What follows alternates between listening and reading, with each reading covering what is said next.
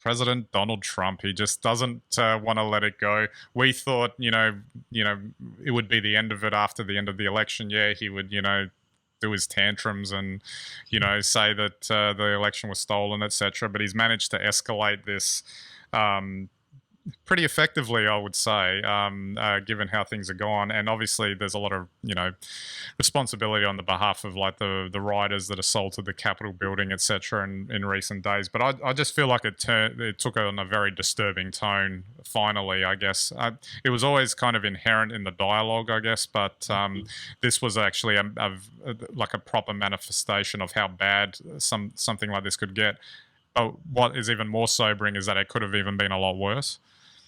Yeah, look, it's really hard to tell what's going on. I mean, obviously, we can read reliable news reports and we can see what's going on, but what's going on in the heads of some of the people involved, what really was the intent, and what really, was the level of organisation and preparedness, I think, within this.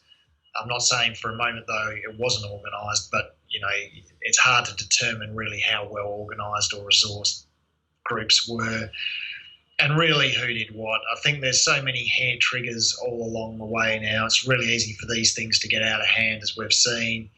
And, when you start to see scenes, and as outsiders, I mean, I guess I don't feel personally invested in what happens, but it's quite disturbing, and I just hope now that whatever action's taken, let's just move on. I think that's the only thing you can do with Trump is just move on without him, and then things can get better. As long as we keep turning to him or pointing at him, he only gets strength. We know that after 4 or 5 years. So. Well, the interesting thing is that his megaphone's been taken away from him in the form of that Twitter ban, which is a whole other thing. Well, can't help feel cynical about that. Twitter had 4 years to ban him. Mm-hmm. Maybe it's too little, too late. Maybe Twitter should be banned as well. Yeah, and maybe that's something we can come back to in another episode, because we could unpack that entirely. We've touched upon social media platforms, like going between being a private entity and the public square, and where do they actually fit and all that sort of thing. Are they a whole new thing that requires a whole new way of looking at how those sort of things are done? Technically speaking, it would seem that as private corporations, they can do whatever they want. In which case that's what they did at this point, but it's feeling very arbitrary and inconsistent, given that you could probably point to a whole manner of previous instances of what Trump's done that would have gotten any normal user banned. Well, yeah, what I don't really understand, and we've spoken at length about this probably over the last 10 years anyway, ever since, the whole, are social media's publishing platforms, or, are they something else, free speech havens or something. I don't get that I can post something defamatory and be sued, but the publisher of that material can't be.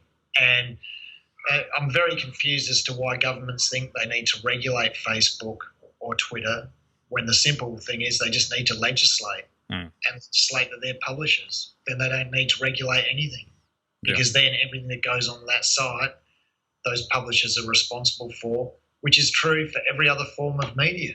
So, we all know that you can rip off copyright on these social media platforms pretty much. You can make money from it in different sorts of ways, not in blatant ways like you might have in other formats, but you can rip off ideas, etc., etc., etc. I just don't understand. And that's only possible because they're not considered publishers. Yeah. If you made them publishers, then they'd be responsible instantly.